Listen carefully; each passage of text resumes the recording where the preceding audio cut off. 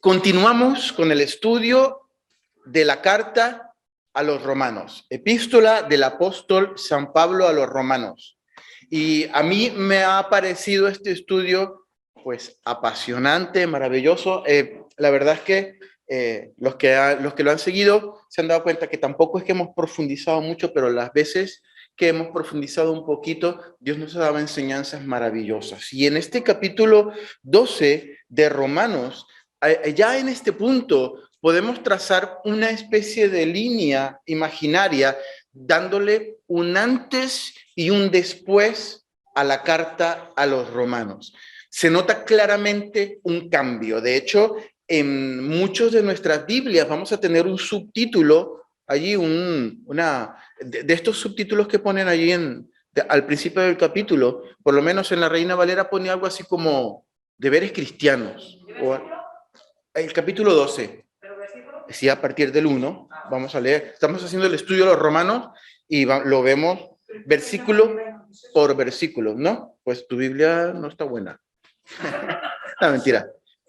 Sí, hay Biblias que tienen subtítulos, hay Biblias que no. Esos subtítulos, dicho sea de paso, para los que no lo saben, se los han puesto los traductores y los que eso no venía en la Biblia original, ¿no? Y a veces patinan un poquito en cuanto al significado de lo que quieren transmitir, pero normalmente suelen estar bastante bien y nos suelen dar una idea de lo que se va a hablar a continuación, ¿no? Y en este punto les comentaba que se nota claramente que hay un cambio de tónica, hay un cambio de tonalidad, hay un cambio de discurso en lo que se refiere a la carta a los romanos. Desde el capítulo 1 que estuvimos estudiando, que para los que los quieran volver a escuchar, están colgadas todas las prédicas ahí en YouTube, en nuestro canal fabuloso de YouTube. Desde el capítulo 1 hasta el capítulo 11, Pablo nos hablaba acerca de la doctrina cristiana. Es una parte muy doctrinal de la Biblia, ¿no? La carta a los romanos tiene mucho contenido doctrinal, ¿no? De la doctrina del evangelio en sí. Pero a partir del capítulo 12 ya la tónica cambia. Por eso les decía que podemos trazar una línea divisoria entre el 1 y el 11 y el 12 en adelante. Se adopta algo así como un aspecto un poco más práctico en lo que se refiere a la vida cristiana, ¿no? Cuando yo estudiaba en la facultad, en la universidad, muchas de las materias tenían dos partes. Tenían una parte teórica y una parte práctica. Eso suele ser común en la mayoría de los estudios universitarios, ¿no? Normalmente la parte teórica era la primera parte, ¿no? Entrábamos en una clase y nos poníamos ahí a estudiar aburridamente todas las arterias. Bueno, la arteria carótida sale del corazón por aquí, luego se dirige lateralmente aquí, da una curva de tantos grados por aquí, luego se bifurca en tal y se bifurca en la otra y luego se bifurca otra vez y luego se bifurca otra vez y algunas veces era tedioso, pero era importante porque era la base de lo que íbamos a ver en el campo, era la base de lo que íbamos a ver en la parte práctica, ¿no? Luego venía, pues, en la segunda parte, la parte práctica, ¿no? La aplicación de lo que habíamos aprendido en la parte teórica. Ambas partes son absolutamente necesarias para la correcta comprensión de la materia, del tema y de su aprendizaje, ¿no? Hay una historia que quería contarla porque me recuerda mucho a mi padre, porque él me la contó a mí. Es más que una historia, pues es un cuento gracioso, ¿no? Cuenta la historia de que había un hombre que lo habían operado, le habían hecho una cirugía y su amigo lo fue a visitar ahí al hospital para el posoperatorio. Le dice, ¿y qué tal? ¿Cómo fue la cirugía? Y él le dice, pues, bueno, ahora estoy bien, pero la verdad es que durante la cirugía fue una verdadera pesadilla. Y el hombre decía, ¿por qué? Pues por la enfermera. La enfermera estuvo toda la operación. Era una operación que era de anestesia general. Y estuvo toda la operación diciendo, no te preocupes, cálmate, no estés nervioso. Siempre hay una primera vez. Siempre hay una primera vez. Tranquilo, no pasa nada. Y el hombre le dice, pero bueno, no, ¿cuál es el problema? La enfermera te estaba tratando de calmar. No me lo estaba diciendo a mí, se lo estaba diciendo al cirujano, ¿no? Entonces, entonces, ¿qué pasaba allí? Imagínate que te vas a hacer una operación, ¿no? Y hablas con el cirujano, ¿no? Una operación, te van a abrir el estómago, qué sé yo, y hablas con el cirujano, y tú le preguntas, y doctor, y eso es muy complicada la operación, ¿no? Tiene mucho riesgo. No, tranquilo, no te preocupes, esta es la primera vez que la hago, ¿no? Pero me la sé muy bien porque la he estudiado perfectamente en el libro de cirugía y en el libro de anatomía. Así que no te preocupes, igual salimos más rápido de lo que, qué sé yo. Pero es la primera vez, pero tú no te preocupes. ¿Cómo te vas tú al quirófano así? Es un poco complicado, ¿no? O te vas a subir a un avión y te da por hablar con el piloto, ¿no? Y en una de esas, pues sale la conversación, capitán, mire, ¿cuántas horas de vuelo tiene usted? ¿No? No, horas de vuelo. No, esta es la primera vez que yo cojo este avión, no. Pero no te preocupes, yo me lo sé perfectamente porque me he leído el manual varias veces y eso es muy fácil. Esto con las cosas modernas de hoy en día, no te vas tan tranquilo, ¿no? En el avión, ¿no? Y esto es lo quería ilustrar porque es importante la teoría, pero igualmente importante es llevarla a práctica. Y es de lo que se trata a partir del capítulo 12 de Romano. Llevar a práctica toda esa doctrina, todo ese bagaje espiritual que Pablo nos presenta desde el capítulo 1 hasta el capítulo 11, ¿no? Hasta el capítulo 11 podemos ver todo lo que Dios ha hecho por nosotros.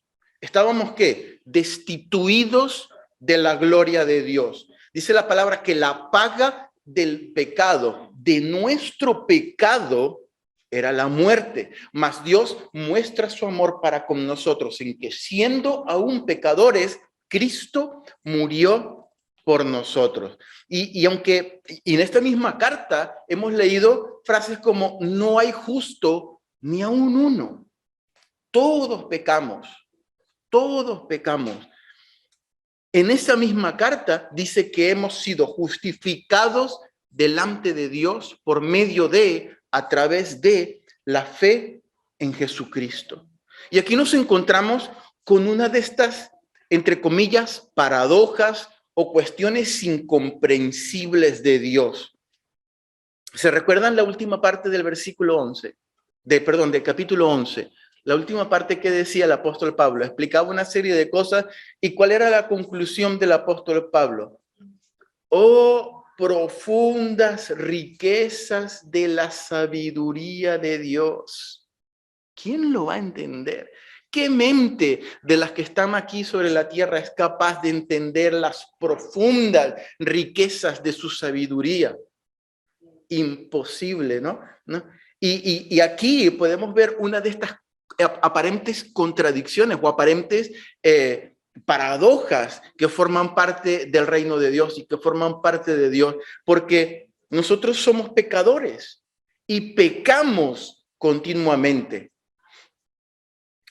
Me da risa porque escribí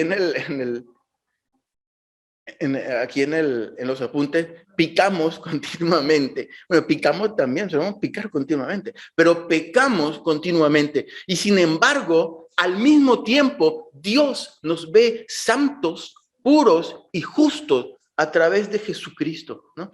Ahí estuvimos hablando de dos posturas que son diametralmente opuestas también, que son el calvinismo y el arminianismo, que explican cosas divinas de Dios de manera diferente y que aparentemente se contradicen, ¿no? Y hablábamos que Dios es tan grande y se escapa tanto de nuestra comprensión que es muy posible, de hecho comentaba que esta era mi posición, que había una especie de armonía en lo que pensaba un grupo y lo que pensaba otro. De la misma manera que Dios es poderoso para saberlo absolutamente todo y para tener dominio de absolutamente todo lo que hay sobre la tierra, nos da a nosotros la libertad de elegir entre lo bueno y lo malo. Entonces, imagínense, aunque Dios lo sabe todo, lo ve todo, dice la palabra que no hay nada imposible para él. Ese mismo Dios que no puede tener relación, que no puede estar cerca de las tinieblas, del pecado, a través de Jesucristo nos ve limpios.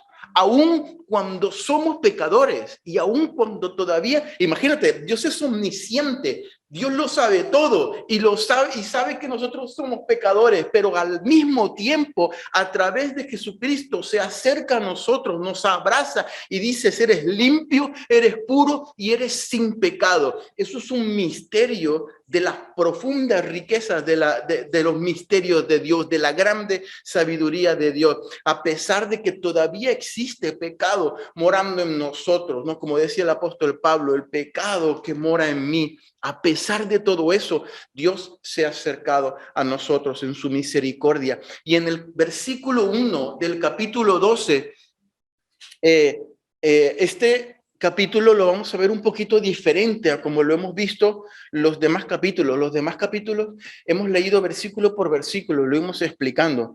El versículo 1 tiene tanto contenido y es tan precioso que nos vamos a dedicar por lo menos hoy solamente al versículo 1.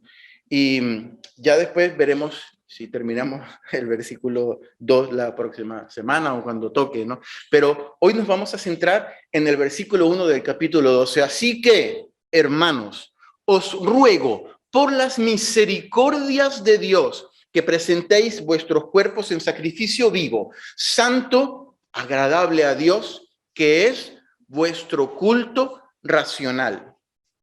Las primeras dos palabras de este versículo. Así que, ¿alguien tiene una versión diferente que diga otra cosa? ¿O todos tienen la Reina Valera? Así que, bueno, si hay alguna versión diferente, por lo general va a ser una palabra parecida o un término parecido. ¿Qué quiere decir así que? Así que nos confirma que existe un nexo, una unión, un puente entre lo que pasa antes y lo que va a pasar después, una conexión entre lo que hemos estudiado hasta ahora, entre lo que hemos leído desde Romanos capítulo 1 al capítulo 11 y el inicio del capítulo 12. Así que esta mañana el pronóstico del tiempo decía que llovería. Así que he tenido que coger mi paraguas para poder salir a la calle. Un nexo, una conexión entre lo que está antes y lo que viene después. Según los primeros 11 capítulos de Romanos, la misericordia preciosa, grande y maravillosa de Dios nos ha alcanzado a nosotros, a cada uno de nosotros. Así que vamos a ver qué es lo que toca hacer a continuación. Es lo que dice el apóstol Pablo en el versículo 1. Así que, sigue diciendo, os ruego por las misericordias de Dios. Esta parte me encanta, porque el apóstol Pablo es coherente 100%, bueno, en realidad es el Espíritu Santo, inspirando al apóstol Pablo, pero es coherente al 100% con su mensaje. No sería coherente que el apóstol Pablo viniera y dijera, después de haber dicho, mira, el pueblo de Israel no ha podido alcanzar misericordia porque quería alcanzar la justicia a través de las obras de la ley, ¿no? A través de las obras de la ley, y no ha podido, dice, ya lo hemos leído un montón de veces, y que Pablo diga ahora, bueno, quito unos mandamientos, los mandamientos de la ley para poner otros mandamientos, ¿no? No, eso no tiene coherencia, ¿no? Ahora tienen que cumplir estas leyes de ahora en adelante. Antes habían unas leyes, ahora tienen que cumplir de ahora en adelante otras leyes, ¿no? Ciertamente Pablo podría haberlo hecho, podría haber dicho, pero ahora yo les exijo como apóstol que soy de Jesucristo y con la autoridad que el Señor me ha dado. De hecho, el apóstol Pablo hace uso de su autoridad apostólica en otras porciones de la palabra, donde dice, pues yo os exhorto, os animo y digo que estas cosas se tienen que hacer así o no se tienen que hacer así. Y si pasa esta situación en la iglesia, porque Pablo, al ser apóstol a los gentiles en ese tiempo, pues tenía también cobertura apostólica entre muchísimas iglesias y Pablo les escribía y tenemos referencia en la palabra de que Pablo también hacía, digamos, uso de su autoridad apostólica y decía, pues esto no es así, esto es así. Pero aquí, en este caso, Pablo lo hace de una manera muy curiosa, ¿no? Pablo dice, os ruego. Es una petición, es una súplica. Aquí no es les mando, aquí es os ruego, ¿no? Los mandamientos decían, harás esto, harás aquello, no hagas esto, no hagas aquello. Esos eran los mandamientos, esa era la forma de la ley. La fórmula de la gracia nos las presenta Pablo y dice, os ruego por las misericordias de Dios. Es decir, hago esta petición, esta súplica como apóstol que soy, ya que hemos entendido hasta ahora que hemos sido arropados por la gracia y por la misericordia de Dios, os ruego. La rogativa deja espacio a una decisión personal. Cuando nosotros decidimos una cosa que está basado en la ley, no es una decisión, sino si hay una ley, pues tenemos que obedecerla sí o sí, o vamos a obtener consecuencias, o vamos a tener consecuencias de esa ley, ¿no? Si yo voy conduciendo con el coche y de repente veo que el semáforo está en rojo, hay una ley que dice, si el semáforo está en rojo, te tienes que parar, ¿verdad? Allí no hay una segunda oportunidad, ¿no? Pero no es lo mismo que dijera, mira, si el semáforo está en rojo, te ruego, por favor, mira, a ver si te puedes parar. O sea, no es lo mismo, la ley dice que te pares, ¿no? Y allí, pues no hay más manera de hacer nada. Os ruego por las misericordias de Dios, ¿no? Entonces, la rogativa esta deja espacio a una decisión personal, ¿no? Hay algo que tenemos que hacer nosotros como creyentes para poder llevar a cabo esto. Tenemos que decidir hacerlo. Si hay un apóstol que me está diciendo, te ruego, ya que has entendido esto, te ruego que hagas esto, hombre, ya queda un poquito de parte de nosotros hacerlo. Es una decisión personal. La ley no. La ley te dice, lo haces porque si no vas a acarrear las consecuencias, ¿no?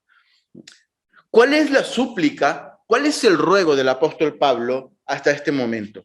Pues que presentemos nuestros cuerpos en sacrificio vivo, santo y agradable a Dios, que es nuestro culto racional. En otras palabras, el apóstol Pablo quiso decir algo así, présteme atención, quiso decir algo así como, hermanos, ya que hemos visto y entendido la misericordia de Dios sobre nuestras vidas, en todo esto que hemos hablado desde el capítulo 1 hasta el capítulo 11, y la hemos experimentado en primera persona, les he puesto el ejemplo de Israel cómo desobedeció y cómo yo por mi gracia y por mi misericordia los elegí a Jacob, y deseché a Esaú, ¿se acuerdan? Lo que hemos hablado hasta este momento.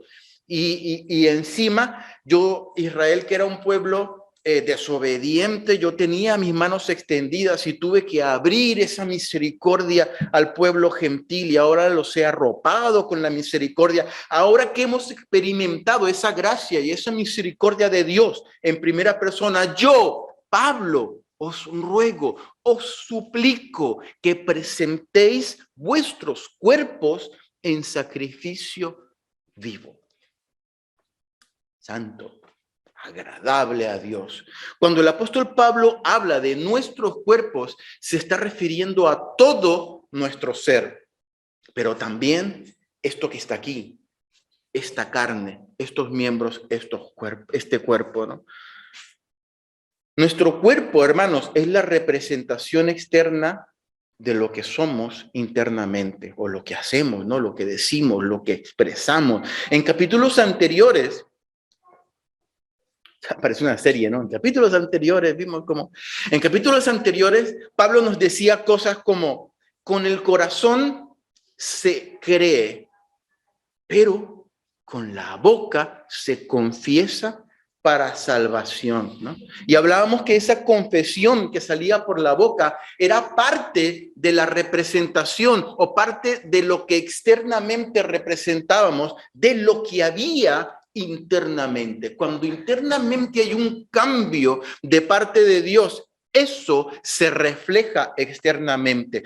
Una de estas cosas que se reflejan externamente es confesar con nuestra boca que Jesús es el Señor, pero porque por dentro ha ocurrido un cambio que el Espíritu Santo ha hecho. Esto es importante que nosotros los entendamos. Leíamos Isaías capítulo 29, donde el Señor les decía a través del profeta, este pueblo, refiriéndose al pueblo de Israel, este pueblo de labios me honra, pero lo que está dentro, pero su corazón está lejos de mí.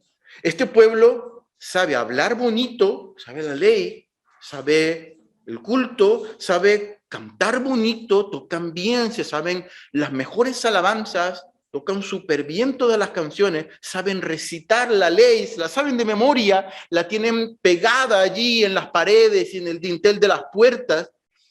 Su apariencia externa dice que me honra, pues se visten decorosamente, hacen esto y hacen aquello, están circuncidados, ¿no? Pero ¿qué pasa con su corazón? Está lejos de mí, no le valía eso al Señor, ¿no? La motivación es incorrecta, las razones son incorrectas. Ese fue el gran problema que tuvo Israel. Se perdieron en algún momento del camino, ¿no?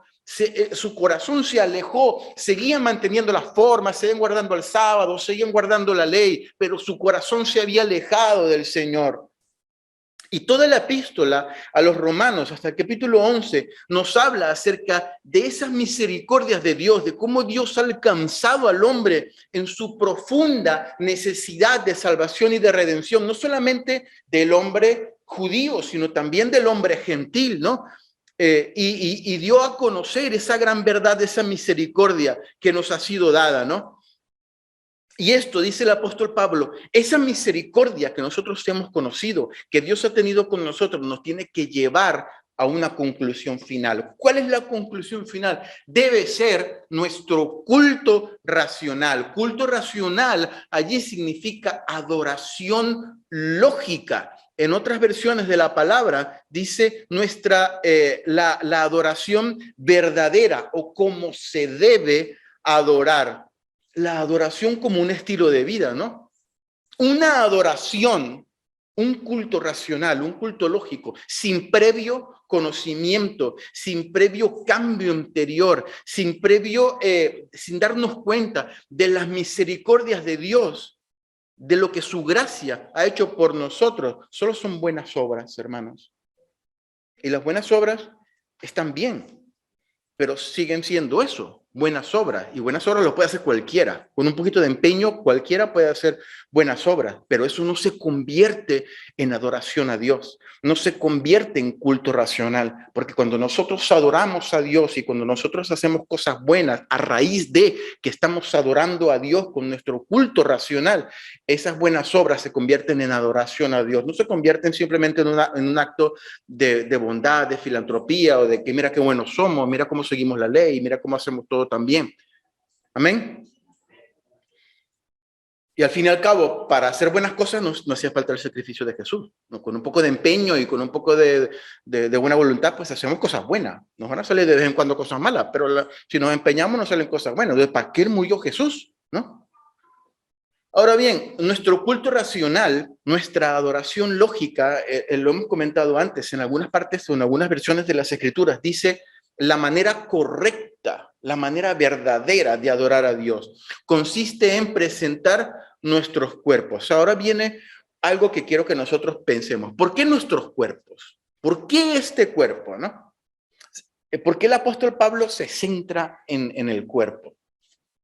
Una de las razones podría ser porque la cultura del momento, la cultura que imperaba muchísimo era la cultura griega. Si se recuerdan, antes de los romanos estuvieron los griegos y los griegos extendieron muchísimo su cultura, su manera de pensar. Los griegos eran estos grandes pensadores que hoy todos todavía lo escuchamos, ¿no? Platón y todos estos pensadores y filósofos, ¿no? Y ellos extendieron todas esas filosofías y todas esas maneras de pensar al mundo moderno, aunque los romanos habían impuesto su imperio en todas esas tierras. Los romanos lo que hacían era pelear y cobrar impuestos, ¿no? Los griegos se encargaron de helenizar, se encargaron de meter la cultura, de meter el idioma, fueron inteligentes, ¿no? Hasta el día de hoy tenemos muchísimas palabras, ¿no? Que todavía tienen su origen en la raíz griega, en muchísimas cosas que tienen también filosofías y líneas de pensamiento que tienen su origen en la cultura griega. Y una línea de pensamiento, una filosofía platónica muy famosa en esa época era que el cuerpo era inútil, era una basura, ¿no? Simplemente teníamos que estar pendiente de lo espiritual, de lo interno, que era lo trascendente, que era lo que valía la pena, ¿no? El cuerpo, pues un día se iba a morir, se iba a podrir y no pasa nada, pues con el cuerpo puedes hacer cualquier tipo de cosa. Y el apóstol Pablo dice, no, cuando nosotros entregamos al Señor nuestra vida, no solamente le entregamos nuestro ser interior, tenemos que entregarle todo nuestro ser. Y todo nuestro ser forma parte también este cuerpo que tenemos de aquí. De hecho, ya hemos leído antes en la palabra, y el problema de todo empieza y termina ¿dónde? En este cuerpo que tenemos aquí, que nos lleva cautivo, lo estudiamos en los capítulos anteriores, nos lleva cautivo al pecado. Y dice la palabra, aquí Pablo le da importancia al cuerpo como algo que Dios quiere que presentemos en sacrificio, ¿no? Obviamente la palabra sacrificio, cuando nosotros leemos la palabra sacrificio aquí en la Biblia, ¿a qué nos recuerda? Nos recuerda al sacrificio que se hacía, bueno, nos puede recordar el sacrificio de Jesús, pero el sacrificio de Jesús está basado en otro sacrificio, ¿no? En el Antiguo Testamento hacían sacrificios de animales para el perdón de los pecados, ¿no? Ponían al cordero, ¿no? Sin ningún tipo de defecto, lo sacrificaban allí, pues se rociaban la sangre allí en la mesa y hacían pues el rito que ellos tenían que hacer, el sumo sacerdote, para el perdón de pecados de Israel, ¿no? Y aquí cuando leemos lo de sacrificio, probablemente nos recuerde un poquito a eso, a lo del sacrificio del Antiguo Testamento, pero es un poco diferente, ya que con el sacrificio de nuestro cuerpo, en primer lugar, nosotros no nos vamos a matar. Y en segundo lugar, por mucho que nos matemos y que rociemos nuestra sangre, no nos vamos a perdonar nosotros mismos los pecados. Eso es algo que ya lo hizo Jesús en la cruz, ¿no? Eso ya lo sabemos, lo tenemos súper claro y no tenemos por qué seguirlo subrayando. Amén. Pero aquí nos está diciendo el apóstol Pablo que tenemos que ofrecer también nuestro cuerpo, ¿no? Nuestro sacrificio. Y es interesante porque algo muy común que solemos escuchar entre nosotros mismos, entre nosotros los cristianos, es, bueno, es que Dios conoce mi corazón, ¿no? Hermano, ¿y por qué tal cosa? Pues Dios conoce mi corazón, hermano. Pero mira, niña, ¿cómo vas con esa minifalda? Dios conoce mi corazón, ¿no? Y hay un montón de cosas, le podemos poner un montón de ilustraciones, ¿no? Lo que Pablo está diciendo aquí es que Dios no solamente quiere tu corazón, si tu corazón ya lo tiene, Él quiere también la representación externa de lo que internamente hay. Él quiere tu cuerpo también.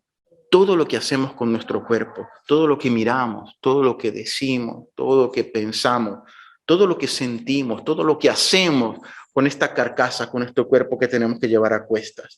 En el capítulo 7, el apóstol Pablo decía, ¿se recuerdan quién me librará de este cuerpo de muerte?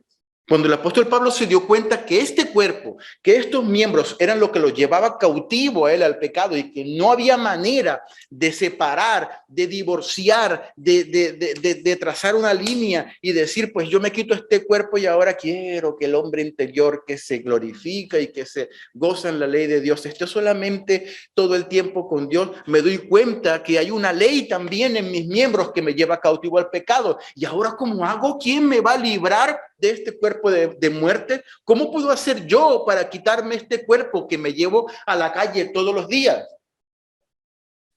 Se puede, ¿no? Lo llevamos nosotros a cuesta todo el tiempo. Y el apóstol Pablo dijo con esta frase, ¿quién me librará de este cuerpo de muerte, ¿no? Él mismo lo reconoce, ¿no? Que no se puede, que le gustaría librarse de este cuerpo. Pero el mismo apóstol que dice que le gustaría librarse de este cuerpo de muerte, después nos dice, este cuerpo de muerte y todo lo que tú quieras que nos lleva cautivo al pecado, lo debemos traer y lo debemos presentar a Dios como un sacrificio, como la manera correcta de adorarle. Como no podemos librarnos de este cuerpo, porque no podemos, ¿qué tenemos que hacer? Se lo traemos a Dios. Mira, aquí está, Señor.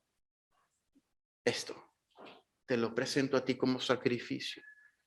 Pero un sacrificio vivo, dice la palabra. Un sacrificio viviente. La ilustración del sacrificio es curiosa porque el hecho de enfatizar que el sacrificio debería ser vivo me llama mucho la atención, ¿no? Esta ilustración como dijimos anteriormente, nos recuerda el rito sacrificial de los sacrificios del sacerdote, ¿no?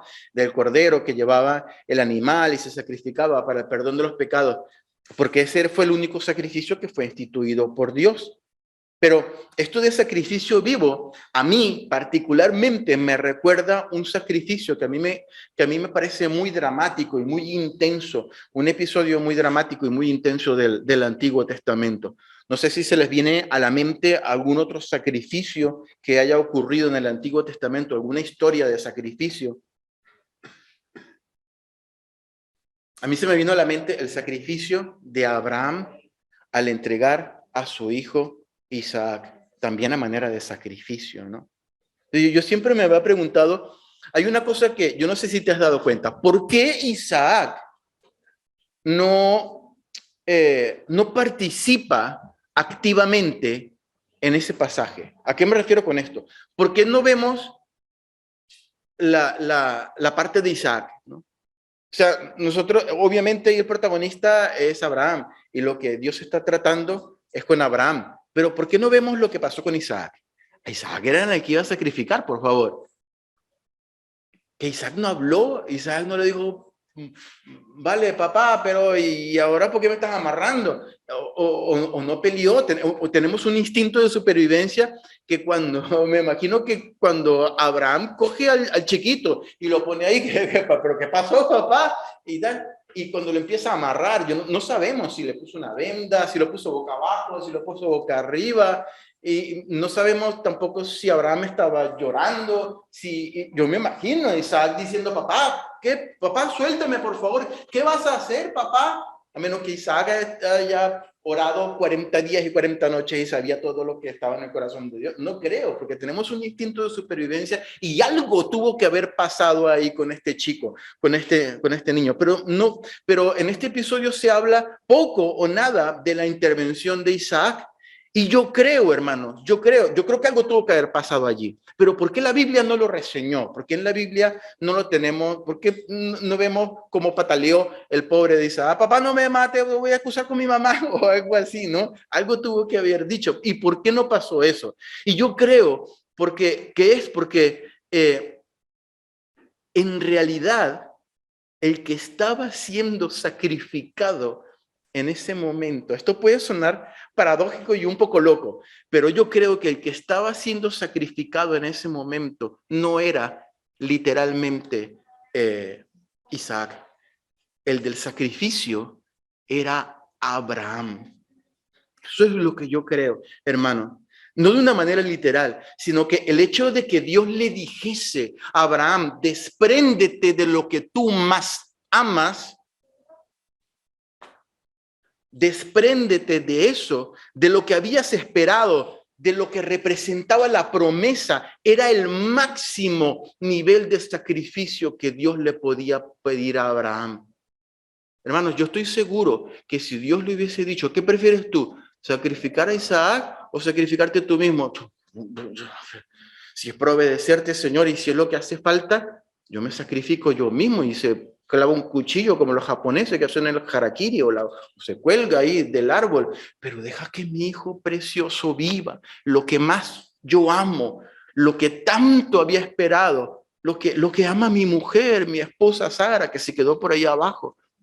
Yo creo 1000 veces que Abraham no hubiese preferido eso si Dios le hubiese dado a escoger, ¿no? Y yo creo que esto ilustra de manera muy buena lo que Dios quiere decir con sacrificio vivo. Poner ante el altar de Dios las cosas que más nos importan, pero que están fuera de Dios, que están fuera del reino. Las cosas que más nos producen placer y bienestar, pero que están fuera de Dios, que están fuera del reino. Las cosas que intentamos nosotros tener como más importantes, entre comillas, en nuestra vida, pero que están fuera de Dios, que están fuera del reino, ¿no? Las cosas que más nos duele sacrificar, incluso más que nuestro propio cuerpo, porque están fuera del reino. Traerlas delante de Dios como un sacrificio vivo. ¿Por qué vivo? Abraham iba a sacrificar a Isaac. Isaac iba a morir. Isaac se iba a ir con el Señor. Pero el que se iba a quedar con el dolor vivo era Abraham. Aunque la ilustración de Abraham y el sacrificio de Isaac, tenemos que reconocerlo, es un poco muy dramática, ¿no? Es muy intensa, se trata de sacrificar ahí a tu propio hijo, ¿no? Yo creo que se puede aplicar bastante bien a los sacrificios que tenemos que hacer nosotros como creyentes en nuestra vida. No sé si alguna vez te ha pasado, yo creo que sí, porque a mí me ha pasado un montón de veces, ¿no? Te levantas con ganas de comerte, qué sé yo, una chocolatina. ¿A quién no le gusta una chocolatina? Un buen chocolate, ¿no? A veces nos da antojo, nos da las ganas, y ay, qué rico, una chocolatina, y nos comemos la chocolatina. Tampoco pasa nada. O algún día tenemos un día libre y decimos, pues hoy no tengo que levantarme pronto, voy a quedarme durmiendo hasta las 10, hasta las 11, hasta los Simpsons, qué sé yo, ¿no? O tal vez, no sé, ¿qué otro ejemplo podemos poner, no? Yo sé yo, tantas cosas que nos gustan hacer con nuestro cuerpo. Por ejemplo, nos levantamos a las 5 de la mañana con unas ganas locas de orar y de interceder. Es que no pasa tanto, ¿no? No pasa tanto, ¿no? O el domingo por la tarde, por fin un domingo por la tarde libre, me voy a leer varias veces el libro de Deuteronomio que me lo quiero comer, ¿sí? No, el cuerpo nos pide, ay, yo quiero hacer la siesta, ¿no? Porque el cuerpo tira por otro lado, queridos hermanos. Pero hay cosas que Dios nos pide como sacrificio.